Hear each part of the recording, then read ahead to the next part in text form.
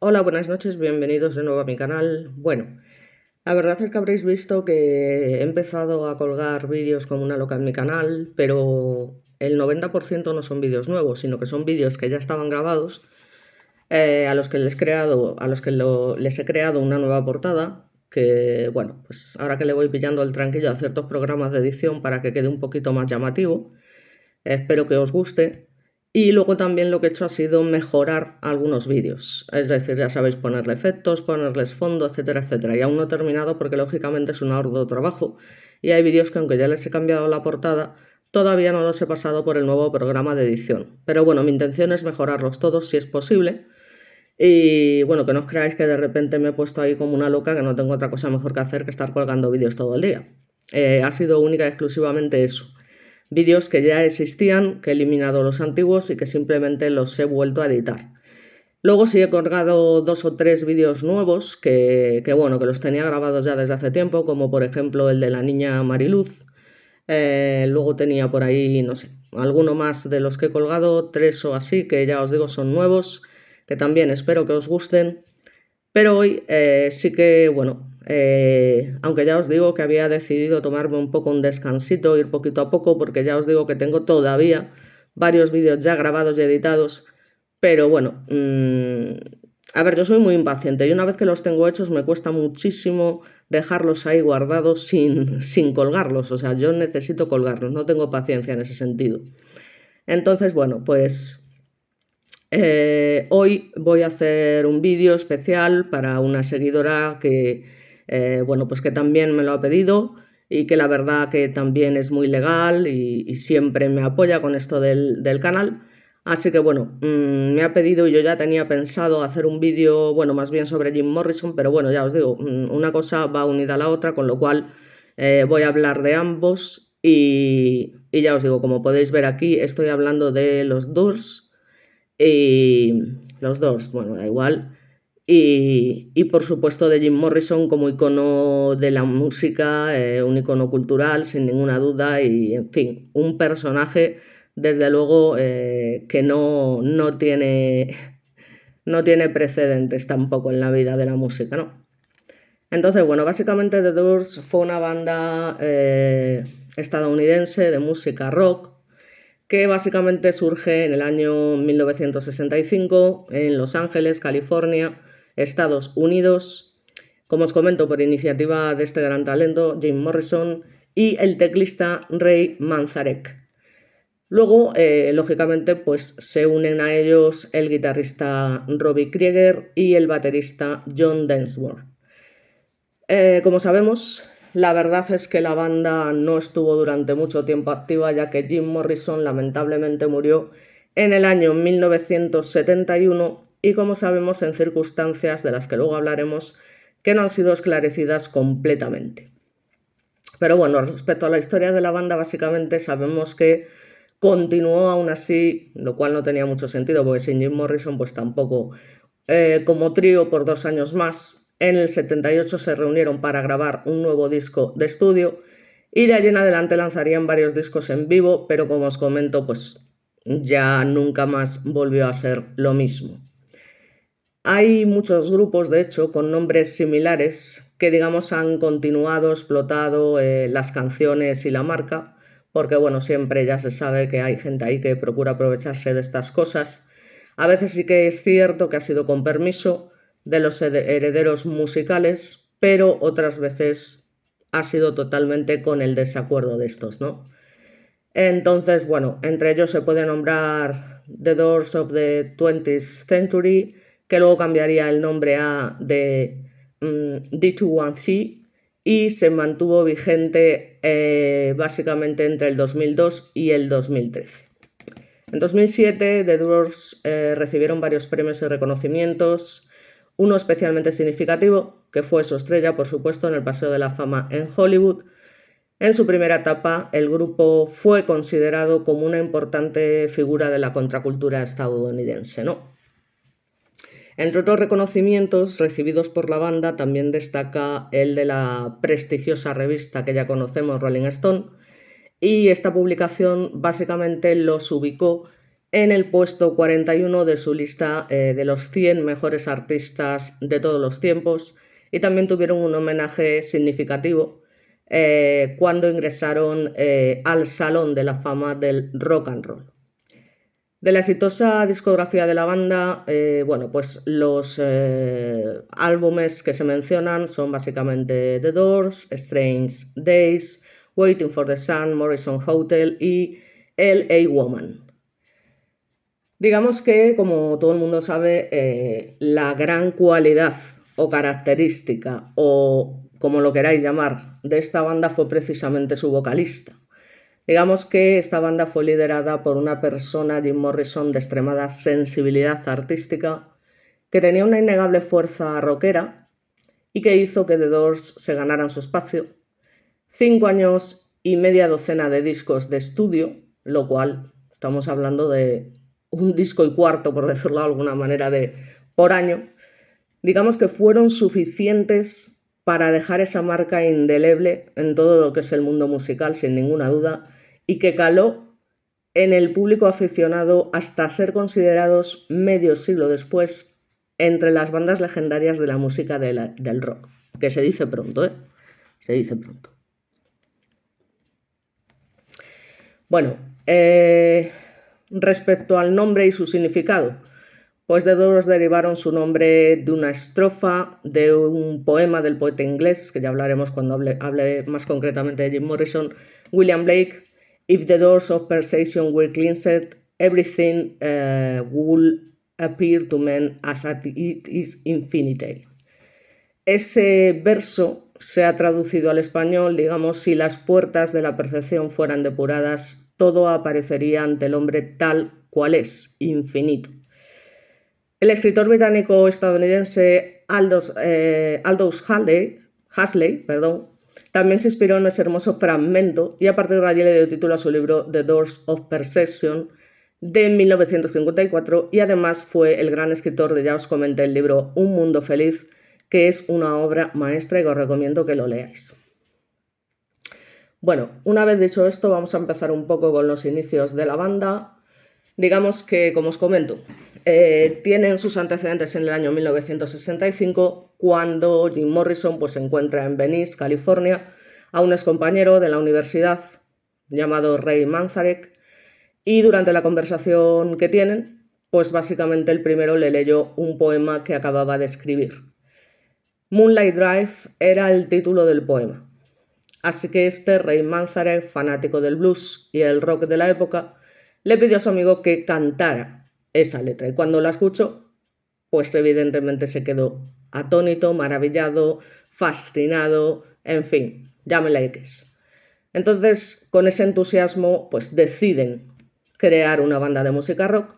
Así que Ray Manzarek ya tenía experiencia como teclista en grupo de rock y digamos que pues conocía un poco el ambiente, ¿no? Así que logra unir muy pronto a varios músicos del lugar, grabando algunas demos, contando con Jim Morrison, obviamente, como cantante y compositor. Posteriormente se incorporan otros 2 músicos que también tenían experiencia en algunas bandas locales y eran concretamente, como he comentado antes, Robbie Krieger y John Densmore. Con estos 4 integrantes quedó conformada la primera alineación de la banda, porque antes, bueno, pues habían realizado algunas grabaciones de prueba en las que participaron otros músicos, pero que no se quedaron definitivamente. Bueno, pues hay que decir que The Doors se distinguían de muchos grupos de rock del momento.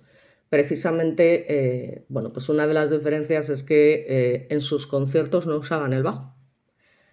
Esto es bastante curioso, sin ninguna duda, y en esos años mostraban básicamente sus influencias de lo que son diferentes grupos de rock de la época, pero también el blues, y esto era algo relativamente novedoso.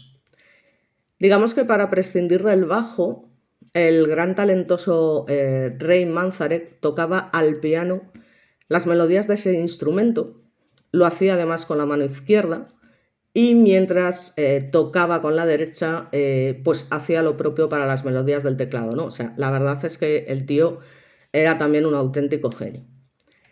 Entonces, bueno, parece ser que no obstante, lo que es para sus grabaciones de estudio, el grupo recurrió a algunos bajistas, ¿no?, temporales para que este señor pues no tuviera, porque imaginaos el esfuerzo, o sea, que supone estar ahí con una mano a una cosa y con otra mano a otra. O sea, hay que tener mucho talento para poder hacer algo así, sin ninguna duda, o sea, esto está claro. Y al final son este tipo de cosas las que llevan a un grupo a catapultarse a la fama, ¿no? El gran talento de sus músicos, sin ninguna duda. Entonces, bueno, pues durante ese tiempo, digamos que la banda interpretó su canción Hello, I Love You, escrita por Jim Morrison, y bueno, parece ser que tenía cierto parecido con el tema de otra banda, con lo cual fueron demandados. Así que el supuesto plagio, digamos, fue de la canción All Day and All of the Night, y digamos que había sido estrenada por el grupo The Kings también en el año 1965, y concretamente esta demanda fue puesta por Ray Davies, vocalista del mencionado grupo, evidentemente. Ya veis lo que son las cosas. Estoy segura que no hubo plagio ninguno, pero bueno, a veces, de hecho me parece a veces curioso, ¿no?, que con la cantidad de canciones que hay, digas tú, joder, que no se parezcan unas a las otras, aunque a veces sí que pasa, a veces sí que oyes una vez y digo, hostia, esto ya lo he oído antes, ¿no? A lo mejor un trozo, lo que es un cacho de música de una canción determinada, y dices, esto me suena muchísimo a tal canción. En fin, es que a ver, es inevitable con tanta música que hay. Entonces, bueno, en el año 66 tocaban en el club de London Fog en Los Ángeles, y por ese tiempo, digamos que interpretaron por primera vez sus temas You Make Me Real y Strange Days, granmente conocidos, y estas piezas musicales sin duda pues pasarían a formar parte de las canciones clásicas de la banda, y luego ya se cambiaron al prestigioso club Whiskey a Go Go también en Los Ángeles. Parece ser que poco tiempo después su show fue visto por el presidente de Elektra Records, y el 18 de agosto de ese mismo año, estamos hablando del 66, The Doors firmaron con la mencionada disquera. Esta relación fue muy significativa para la carrera musical de la banda. Bueno, aquí os pongo básicamente una fotografía que es bastante buena, que he pillado con bastante calidad, del último disco de la banda, ¿vale?, en el año 1971, pero bueno, vamos a continuar. Estábamos básicamente con el género musical, que es muy determinante. The Doors se destacaron básicamente por sus interpretaciones de música rock e incursionaron en subgéneros como rock psicodélico, blues rock, pop rock y rock progresivo. Es decir, rock y más rock, como a mí me gusta. Las letras de sus canciones, ya os digo que fueron compuestas desde luego en su mayoría por Jim Morrison, como no podía ser de otra manera, y sus temas, digamos que difieren bastante, y de ahí su reconocimiento y su grandeza, de las convenciones de la música pop de la época. Entonces, así como lo consideraron algunos críticos, digamos, con base en los textos de los primeros discos de la banda. Bueno, pues en estos iniciales discos, los conocedores del grupo básicamente, pues está el elemento visionario propio de la psicodelia. Es decir, esto se expresa en imágenes que se nutren del romanticismo y el simbolismo, con guiños al existencialismo y el psicoanálisis, que tiene tela. O sea, estamos hablando de una mezcla explosiva, ¿no? O sea, estamos hablando de términos muy filosóficos, ¿no?, que digamos que es lo que transmite este grupo, aparte de la música como tal, ¿no?, y sus letras. Digamos que en sus últimos álbumes, como os he publicado anteriormente, el último álbum concretamente, la lírica de Jim Morrison mostró un cambio significativo, porque ya, bueno, pues propuso vías más sencillas e inmediatos, estilo blues. Básicamente, en resumen, la música de The Doors ha sido vista como una mezcla de blues y psicodelia. Ya hemos visto lo que es, pues básicamente esos simbolismos, existencialismo, psicoanálisis, etcétera, algo bastante curioso. Y eso precisamente fue posible por la diversidad musical de sus integrantes, y cada uno de estos músicos sin ninguna duda hizo su aporte debido a su formación y sus influencias. Esto siempre es muy importante, ¿no?, en cualquier grupo. No todos los grupos son capaces de llegar a estas cosas, por eso digo que había mucho talento. Ya no solo Jim Morrison, que sin ninguna duda, sino todos sus componentes, ¿no? Eran tíos que sabían mucho de música, eran muy buenos y por eso marcaron, pues, sin ninguna duda una época y a día de hoy, pues siguen siendo, pues ya os digo, una de las bandas más legendarias e influyentes de todos los tiempos, ¿no? Como otros que, digamos, realizado en mi canal.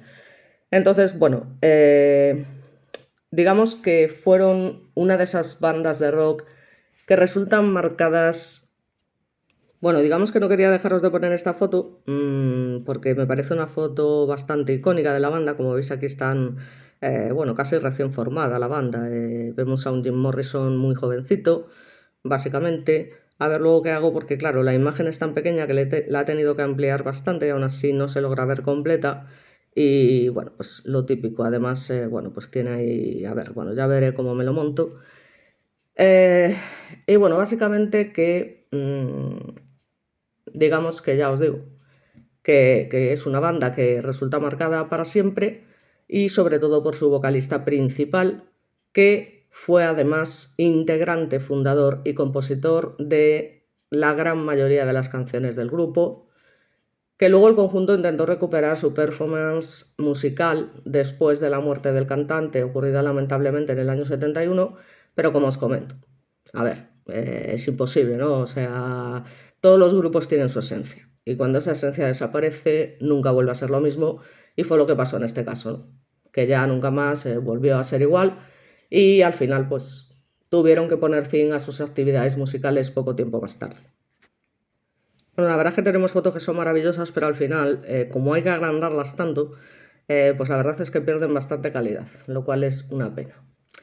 Digamos que a día de hoy, más de medio siglo después de la desaparición del vocalista, hay otras bandas, como pasa siempre, que intentan mantener su legado, es decir, se siguen explotando una y otra vez la marca de The Doors, 6 discos de estudio, ya os digo, publicados entre el 67 y el 71, y todo esto bastó, ya os digo, para que la banda se ganara su espacio.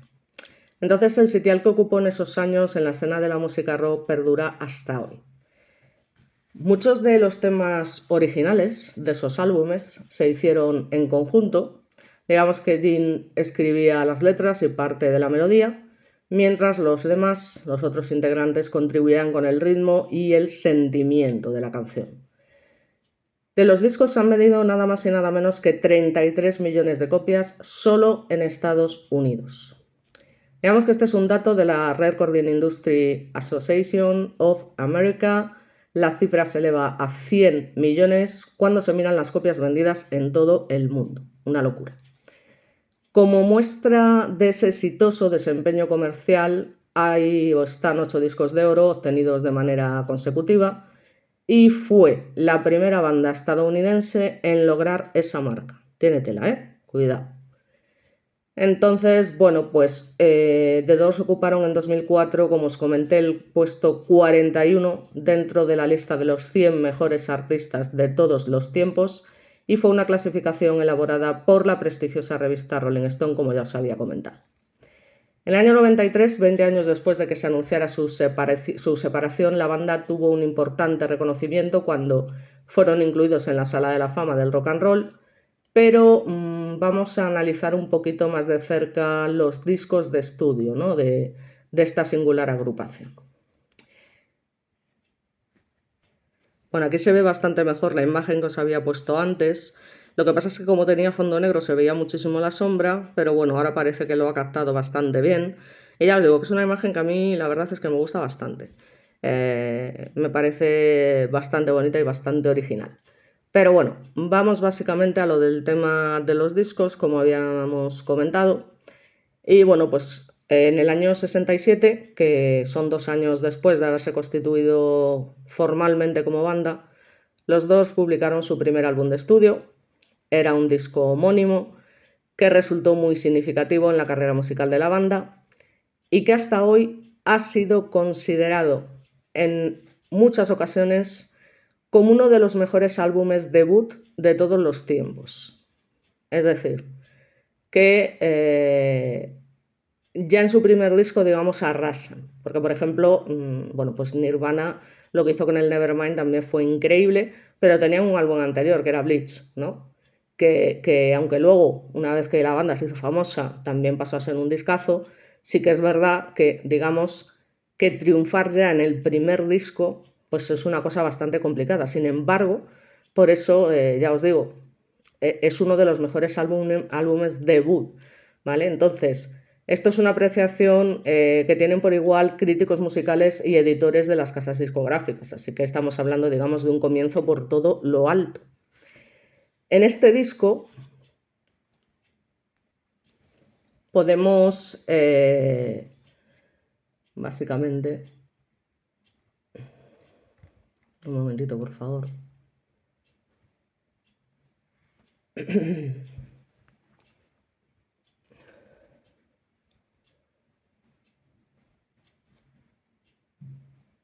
Bueno, pues como os comento, este disco, digamos que tiene una serie de abanico de influencias musicales, como por ejemplo jazz, música clásica, blues, que todo converge de alguna manera, ¿no? Y también, bueno, es el primer disco que vemos aquí, porque estos son los 6 discos de la banda, como os comento, mientras estuvo Jim Morrison en ella. Y digamos que también tiene algo de pop, rhythm and blues y por supuesto rock. El famoso logotipo del grupo, diseñado por un asistente de Elektra Records, fue estrenado también en ese álbum debut, en ese álbum debut, que es el que vemos ahí, ¿no? A ver, es que, jolín, es que esto tiene más peligro que... Bueno, no sé si podéis ver ahí bien, pero bueno, yo creo que veis el diseño, ¿no? de lo que son las letras del nombre de la banda, básicamente. Este álbum, además, pues bueno, ha sido visto como un trabajo discográfico esencial dentro de lo que es la evolución del rock psicodélico y ha servido de fuente de inspiración, ya os digo, para otras propuestas musicales. Yo diría para muchísimas propuestas musicales. En ese mismo año, los dos publicaron el siguiente disco de estudio con el nombre de Strange Days y alcanzó el tercer puesto en la lista Billboard 200 de Estados Unidos. Y este trabajo discográfico parece ser que, bueno, no logró igualar el éxito de su predecesor, porque ya os digo, fue un auténtico bombazo para ser su primer disco, pero sin embargo, posiblemente fue el que la banda más apreció lo que es musical y creativamente, que al final eso es lo que importa, ¿no? Esto, bueno, pues son palabras del musicólogo y escritor estadounidense David B. Moscovich. Su tercer disco de estudio, titulado Waiting for the Sun, que también lo podemos ver ahí, los voy diciendo básicamente en el orden que aparecen, fue estrenado en el año 1968 y con él conquistan su primer número 1 en las listas musicales estadounidenses y sin ninguna duda representó su primer triunfo discográfico también en Reino Unido. Y en las listas musicales británicas el disco alcanzó el puesto 16 concretamente, y en general el álbum provocó varias reacciones mixtas después de su lanzamiento y en las décadas posteriores.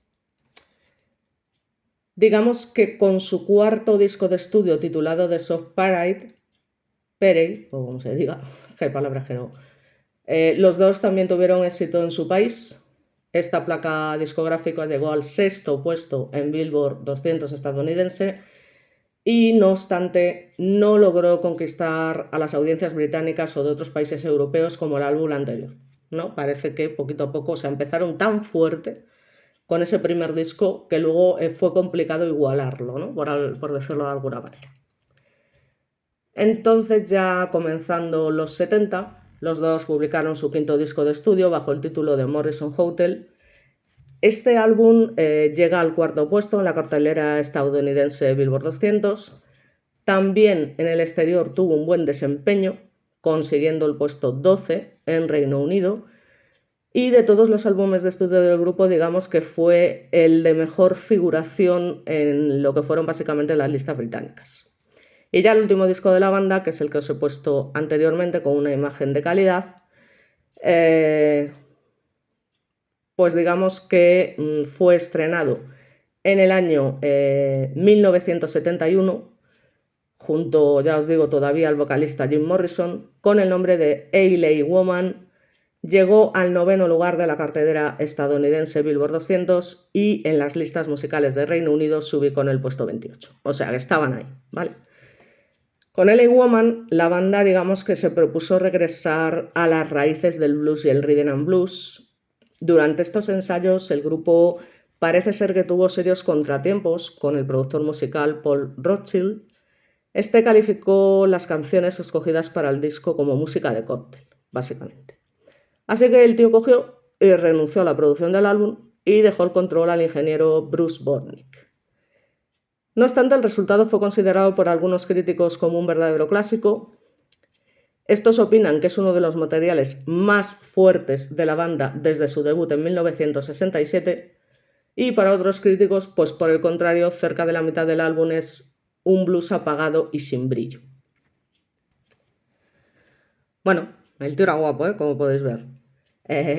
Después digamos, de este álbum, determinado el disco, por decirlo de alguna manera, Jim Morrison decide, bueno, pues tomarse un descanso y, bueno, pues acompañado de su novia, pues se va a vivir a la capital francesa, donde durante las primeras semanas estuvo escribiendo y disfrutando, pero bueno, parece ser que unos meses después, digamos que, bueno, pues vuelve al alcohol y murió en extrañas circunstancias, concretamente el 3 de julio de ese mismo año 1971.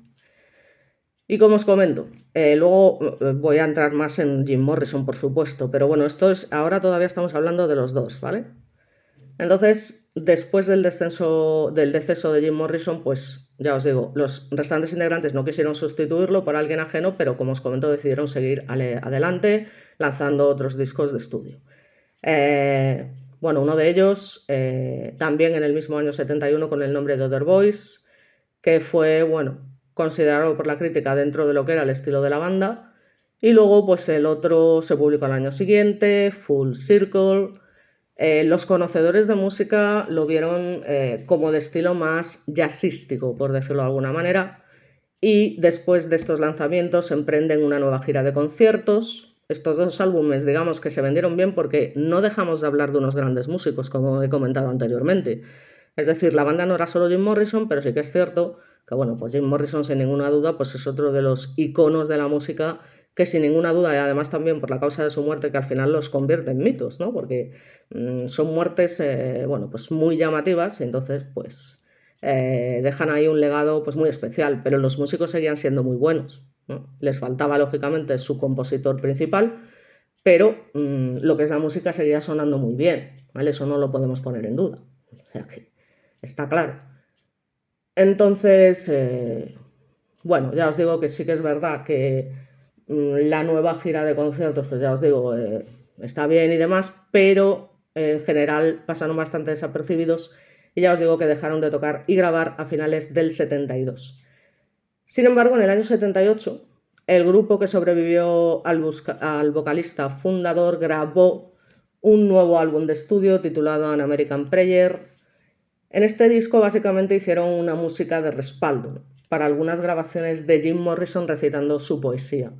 Y este trabajo discográfico de larga duración evidentemente fue todo un éxito, porque además cuando salen, digamos, post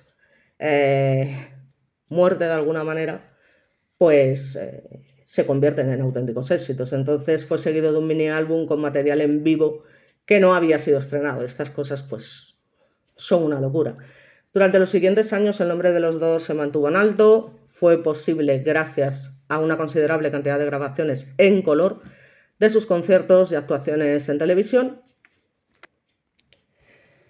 Bueno, pues también hay que tener en cuenta el surgimiento del canal musical en TV, que sin ninguna duda ha ayudado a que muchísimos músicos, pero muchísimos, alcanzaran una fama bárbara. Y junto al auge de los videoclips, pues contribuyó también en buena medida. Y a través de estos medios, digamos que la música de la banda llegó también a nuevas generaciones de aficionados al rock. Después de esto, la banda estuvo por un tiempo editando recopilaciones, reeditando sus discos, dieron algunos conciertos que no tuvieron mucho impacto, digamos, y ya definitivamente en el año 81 terminaron de disolverse. A pesar de esto, con el nuevo siglo apareció una agrupación llamada los Doors of the 21st Century. Fue impulsada por Ray Manzarek y Robbie Krieger, dos de los integrantes fundadores de los Doors. Sin embargo, la familia de Jim Morrison y John Densmore no estuvieron de acuerdo y digamos que siempre buscaron la manera de evitar este uso del nombre de los Doors. Siempre pasan estas cosas al final, historias, en fin. En julio del 2005, la nueva agrupación decidió, para evitar movidas, cambiarse de nombre a D21C, ¿vale? D21C. En total estuvo vigente entre el 2002 y el 2013, año en el que fallece también, lamentablemente, Ray Manzarek. Luego surgen otras bandas que han intentado utilizar de alguna forma el nombre de los Doors, interpretando sus canciones, pero eso ya es otra historia, digamos. Así que bueno, vamos a ver un poco lo que es el legado, que es mucho. Bueno, aquí también vemos una foto de Jim Morrison, también guapísimo, a pesar de la barba y el bigote, como os comento. Ya os mostraré también, cuando hable de él, de sus últimas imágenes, que la verdad es que es un cambio bastante importante con respecto a su juventud, que seguía siendo jovencísimo, porque es que tuvieron una carrera de 5 años, ya te digo, pero ya se ve pues un deterioro importante. Bueno, pues respecto al legado, son recordados por sus chamanísticas interpretaciones.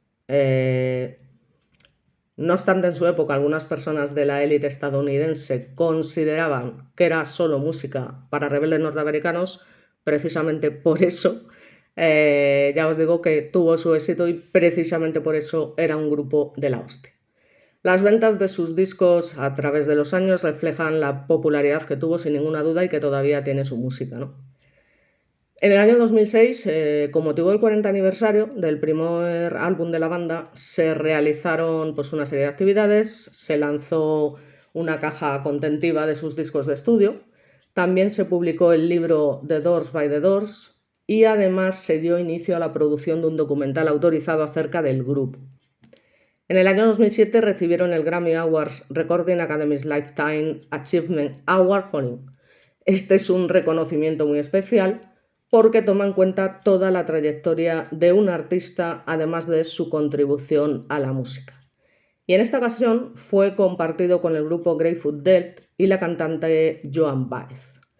Ese mismo año recibieron su estrella en el Paseo de la Fama en Hollywood y en 2015 de hecho fueron seleccionados por la Biblioteca del Congreso de Estados Unidos y desde entonces están incluidos en el Registro Nacional de Archivos por su importancia cultural, artística e histórica.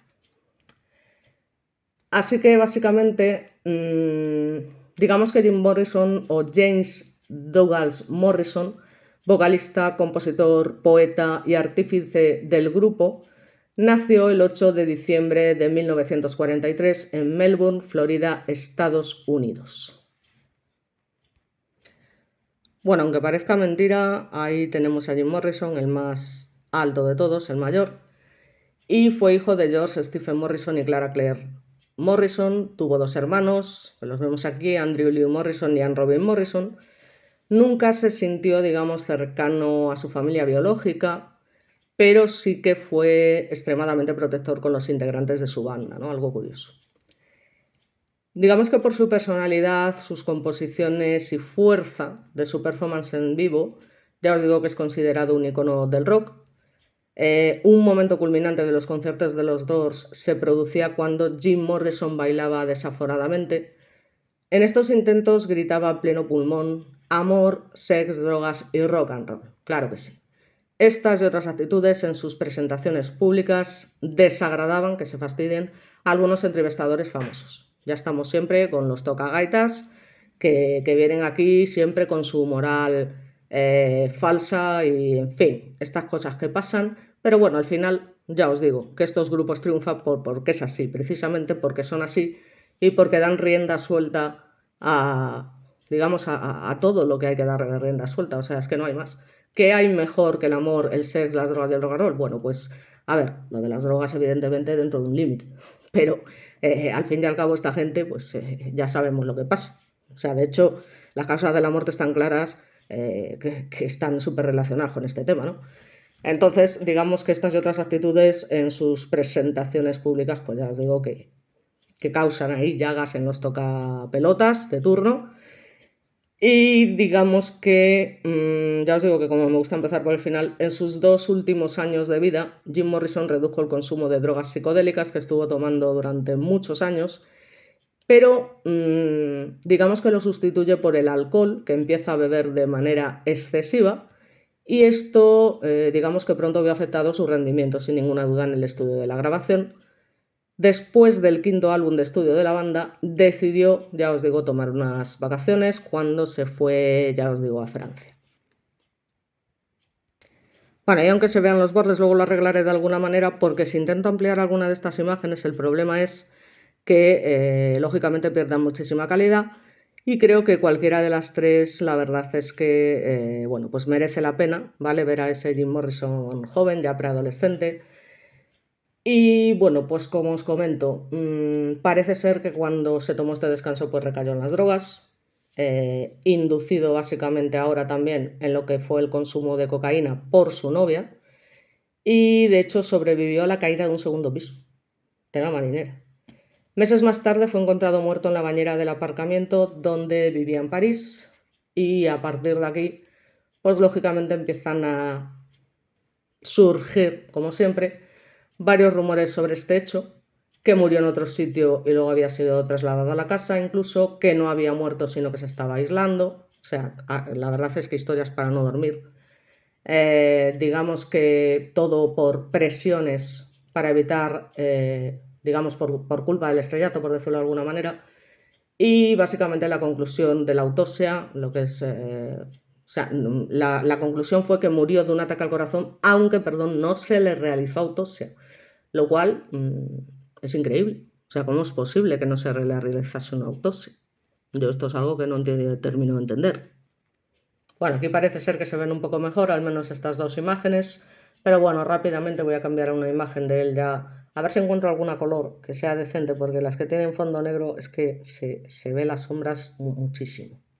Bueno, la verdad que como os podréis imaginar, la mayoría de las imágenes están en blanco y negro, conseguirlas a color con buena calidad es bastante complicado, y las que hay a color tienen fondo negro, con lo cual se ve la sombra, me estoy apartando, porque aunque luego la pueda quitar con algún efecto, pues es una pena.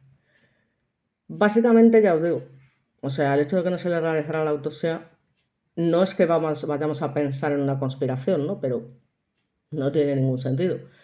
Ya os digo, ocurrió el 3 de julio del 71 en París, Francia, y su novia Pamela Courson mantuvo el cuerpo del cantante durante varios días en el apartamento que compartían, de la marinera.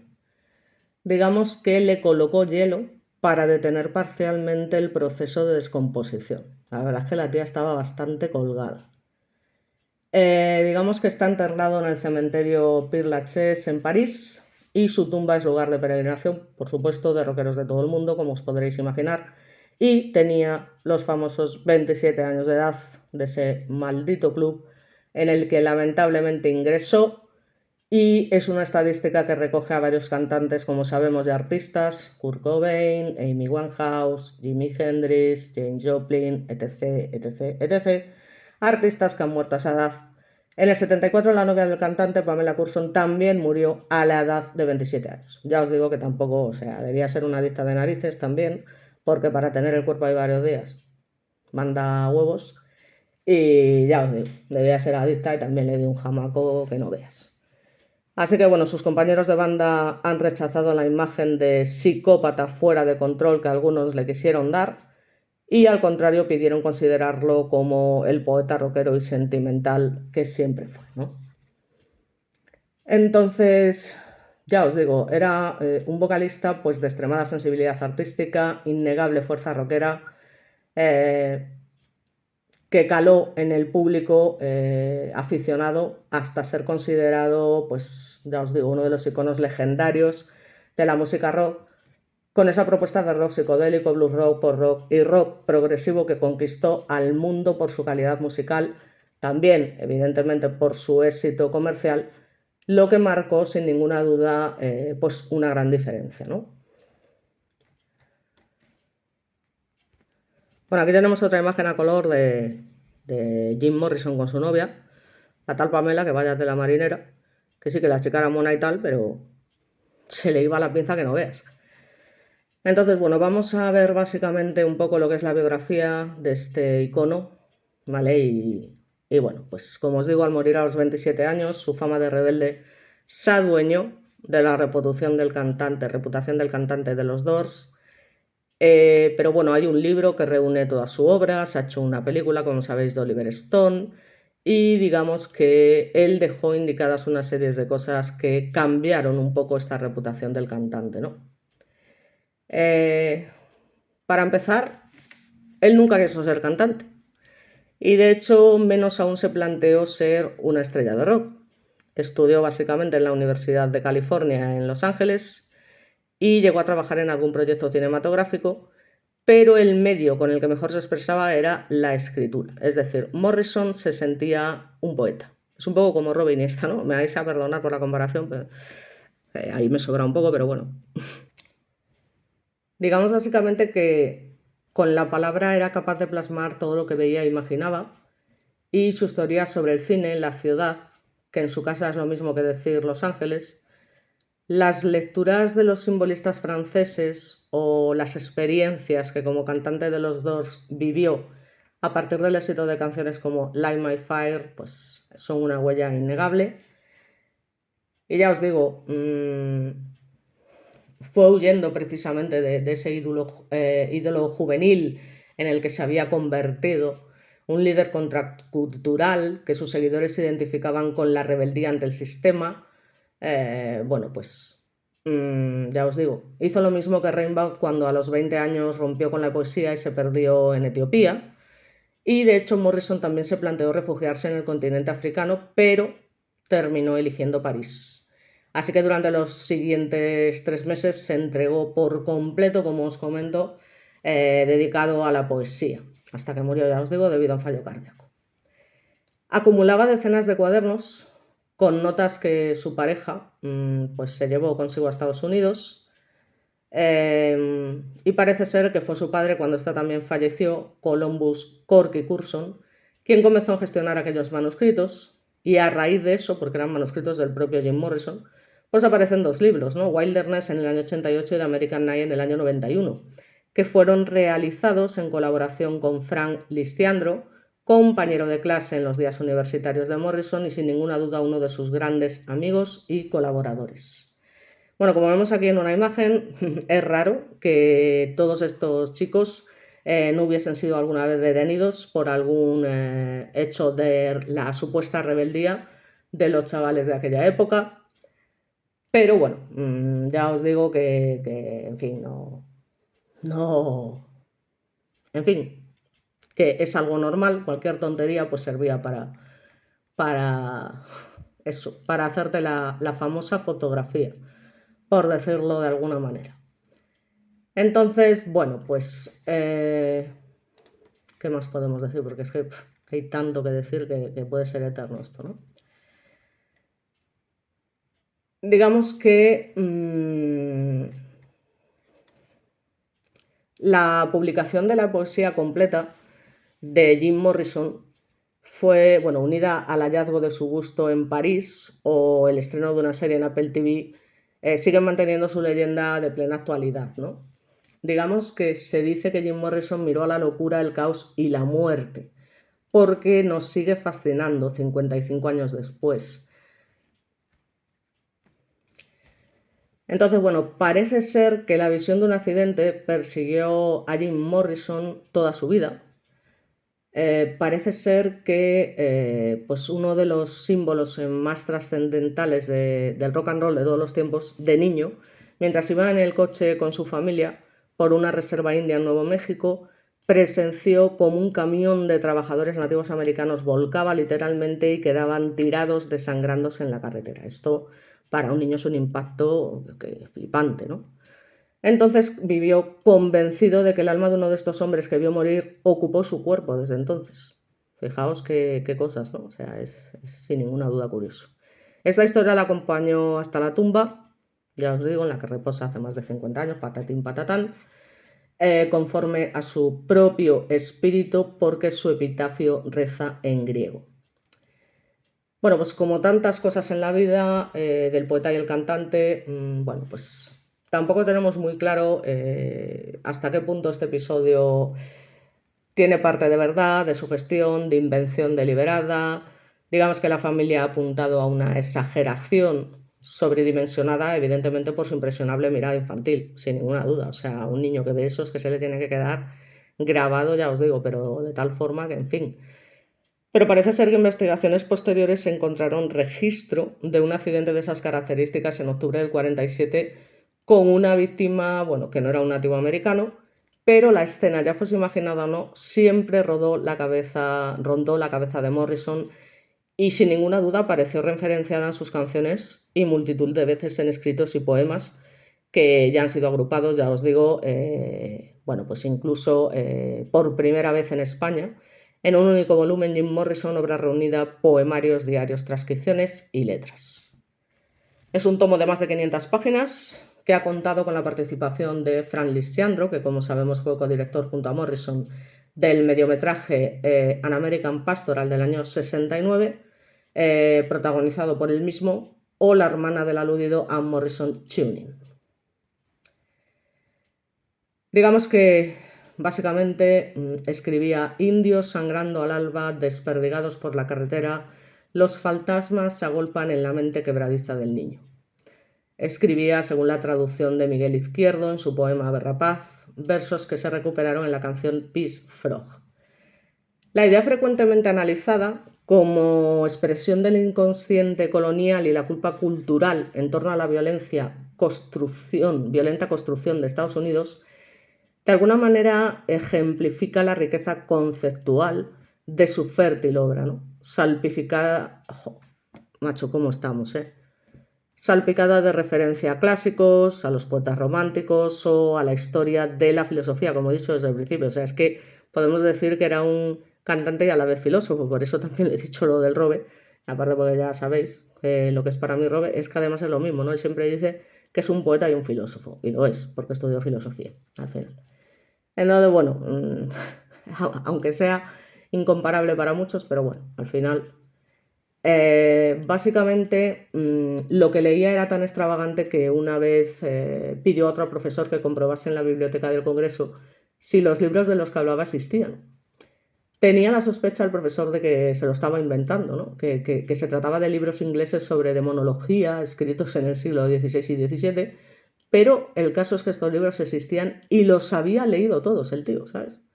O sea que ya os digo que fue un profesor suyo de literatura que digamos, luego, bueno, pues publicó en su biografía: cuando la música acabe, apaga las luces.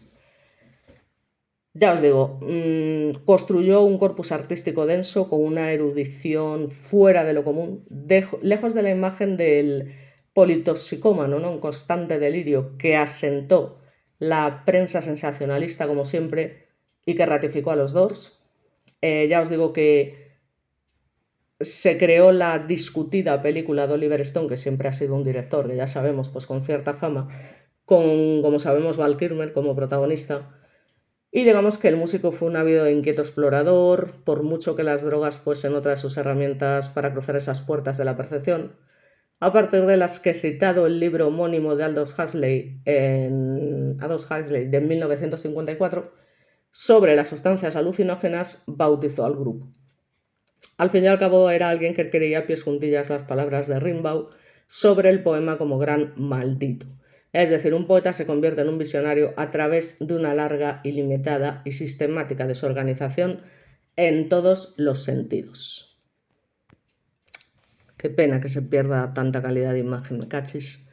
Pero bueno, yo ya os digo, como no soy experta en YouTube, no tengo otra manera de hacerlo, o no conozco otra manera de hacerlo. Bueno, pues antes de convertirse en cantante había sido un polémico estudiante, ya os digo, de cine en la Universidad de Los Ángeles, como os había comentado, director de epatantes cortometrajes donde combinaba porn con Hitler. Fue compañero y amigo de Francis Ford Coppola, quien tras su muerte le homenajeó convirtiendo The End en gran obertura operística de su clásico Apocalipsis Now, como sabéis, de año 79, y las ideas de Morrison, que dejó también un ensayo de verso reflexionando sobre las cualidades del séptimo arte, y el acto de mirar notas sobre la visión del año 69, digamos que no fueron recibidas con gran entusiasmo por el profesorado, pero otro alumno, que fue precisamente este teclista Ray Manzarek, sintió tal fascinación por él y su poesía que lo persiguió, ya os digo, para formar la banda de rock. Y el resto ya, pues, es historia, ¿no? Entonces, digamos que no cualquiera sabía lo que estaba leyendo, ni sabía de dónde venía. Seguía la tradición de William Blake, que fue el primero en formular la idea de las puertas de la percepción desde una óptica espiritual, en su libro El matrimonio entre el cielo y el infierno, y de poetas malditos, ya os digo, como Rimbaud, que conecta con el surrealismo en una época en la que la poesía era algo más académico y elevado, y la introduce en los jóvenes, ¿no? Entonces, bueno, habla de libertad, sexualidad, alienación de una forma, además muy visceral, y es un poeta de su tiempo, además de un músico adelantado a su época, ¿no? Esas dos cosas se unen de manera muy relevante para entender cómo acabaron los 60.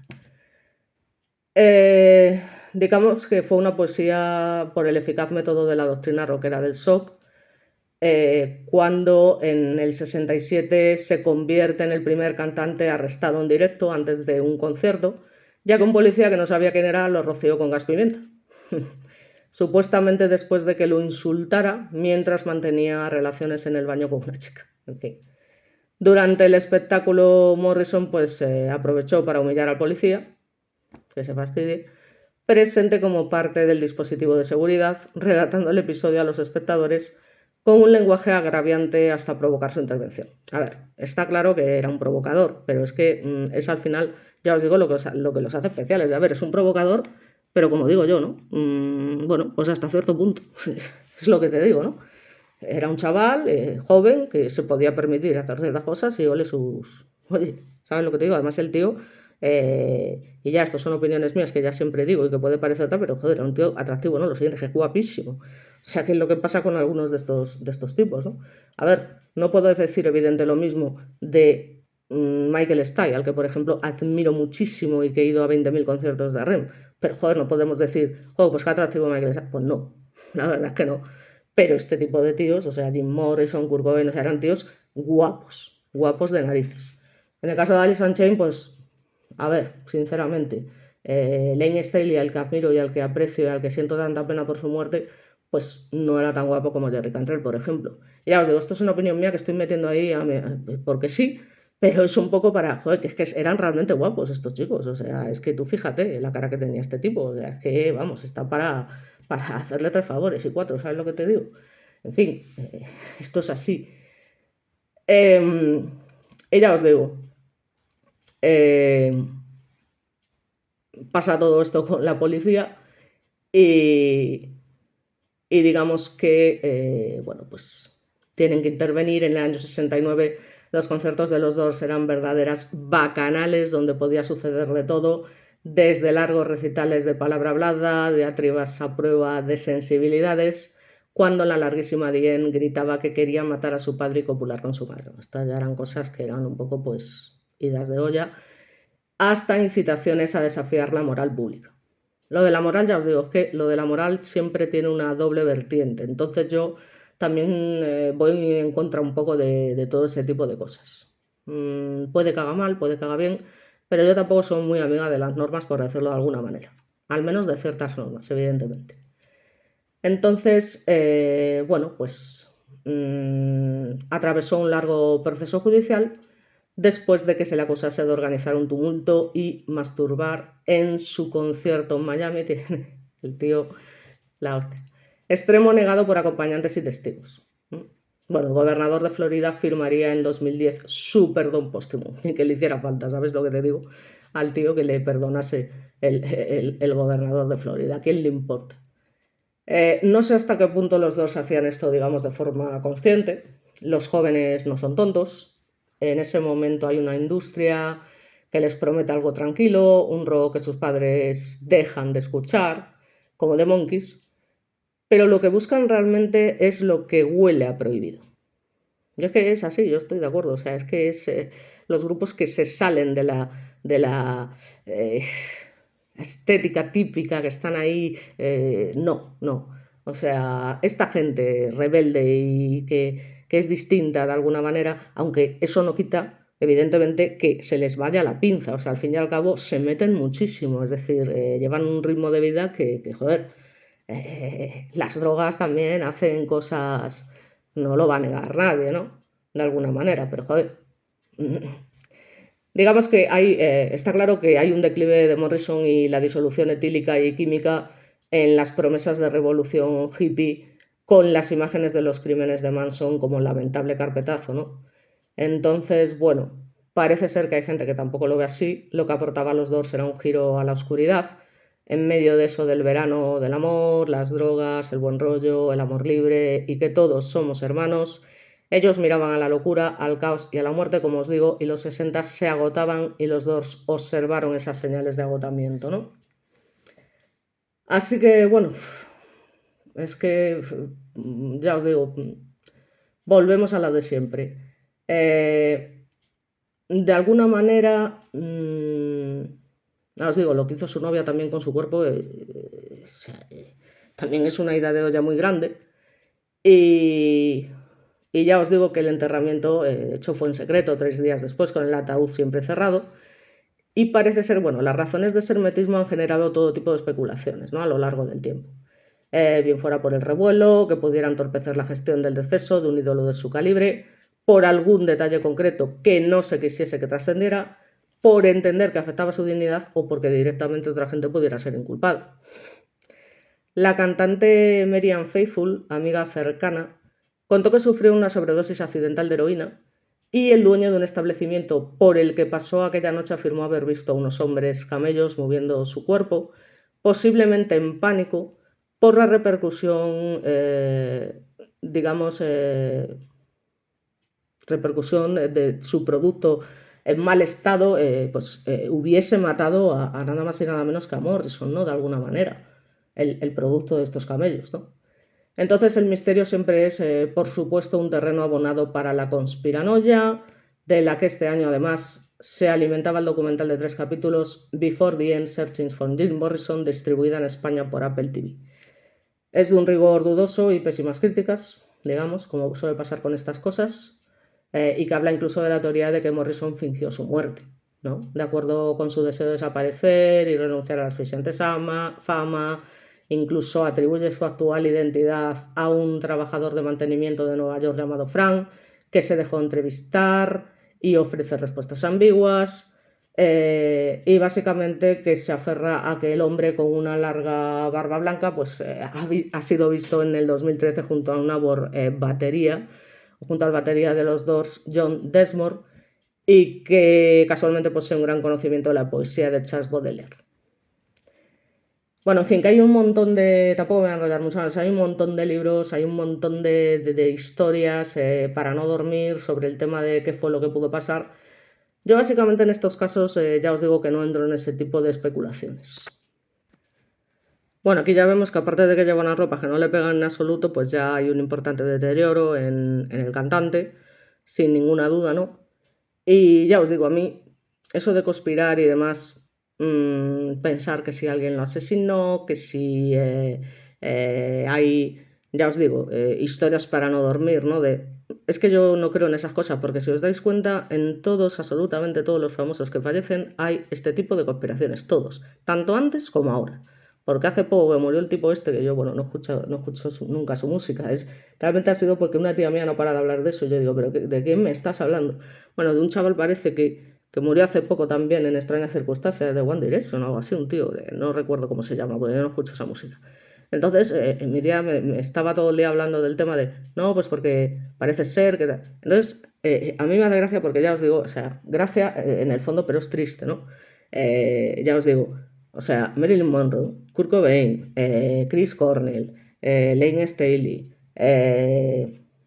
yo qué sé, todos los cantantes, Elvis Presley incluso, que todavía hay gente que mantiene que está vivo, que también, que si su muerte, Whitney Houston, o sea, quiero decir, de antes y de ahora, o sea, siempre alguien tiene que inventar que eso no es normal, que por qué murió y tal. Pues mueren porque son personas que están sometidas a una presión increíble y que se drogan muchísimo.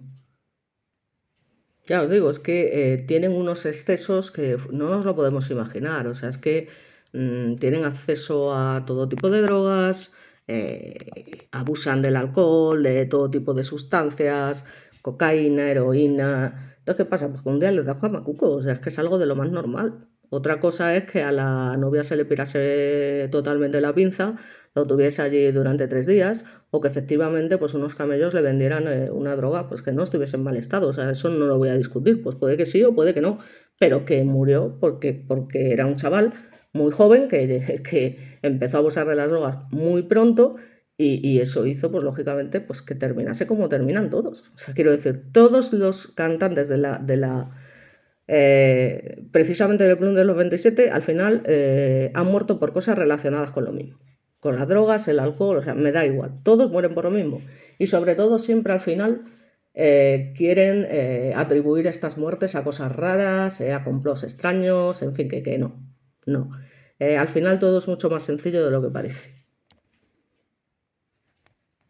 Aquí, por ejemplo, pues tenemos eso, otra foto pues de ejemplo de ese tipo de vida medio hippie, ya os digo, todo tipo de fiestas y de historias y bueno, se hacían muy bien, tenían que disfrutar a tope, lo que pasa que bueno, luego pues pasaba lo que pasaba, que los excesos pues a veces lamentablemente pues hacen que ocurran estos accidentes. Es que fijaos en esta foto, ya os digo que es difícil encontrar fotos a color, pero a ver, lógicamente hay un deterioro, vamos, bastante importante, ¿no? En el cantante, o sea, aparte del exceso de peso, que bueno, que no es de por sí algo tal, pero que el cambio es bastante grande en poquito tiempo. De cómo empezó esas fotos que hemos visto anteriormente, esas imágenes, a verlo pues un poco así, ¿no? O sea, no, esto son imágenes para que vayáis viendo, pues eso, ya el cierto cuelgue que tenía, ¿no? De alguna manera. Bueno, pues lo dicho, tampoco me voy a enrollar mucho más. El caso pues que lamentablemente, pues bueno, pues se produce su muerte básicamente el 3 de julio del 71 allí en París y ya os digo, es que lo que nos importa al final pues es el legado que deja, sus canciones, aunque haya sido considerado por sus críticos, ya os digo, pues por una parte el típico rebelde sin causa y por otra parte pues uno de los cantantes más representativos e influyentes de la historia del rock, que es además lo que ha sido. O sea que, lógicamente, las circunstancias dramáticas que rodean su vida y su muerte siempre influyen, porque siempre influyen, y que los convierte en iconos, ¿no? De rebeldía de la cultura popular, representando esa brecha generacional, esa contracultura juvenil, ¿no? Pero bueno, no dejan de ser personas pues, con mucho talento, distintas, que bueno, desarrolló una dependencia al alcohol, que, en fin, básicamente también se habla de que, bueno, pues pudo haber muerto de una sobredosis de heroína. Ya os digo, lo que me extraña básicamente es que no se realizara la autopsia, pero no porque crea que haya detrás una conspiración, ni muchísimo menos, ¿no? Pero claro, es que eso no nos permitió conocer la causa exacta de su muerte. Eso yo no lo entiendo muy bien, la verdad. Así que bueno, aquí tenemos, ya os digo, pues la imagen de su tumba, donde, bueno, pues se encuentra enterrado, ya os digo, a día de hoy en el cementerio de Père Lachaise en el este de París. Y ya está, se acabó la historia, lamentablemente. Así que poca cosa más os puedo decir. Os dejaré, como siempre, una imagen bonita y poco más. Me despido, se lo dedico a mi compañera de intercambios de vídeos y de ciertos gustos. Y nada, y nos veremos en el próximo vídeo. Muchas gracias.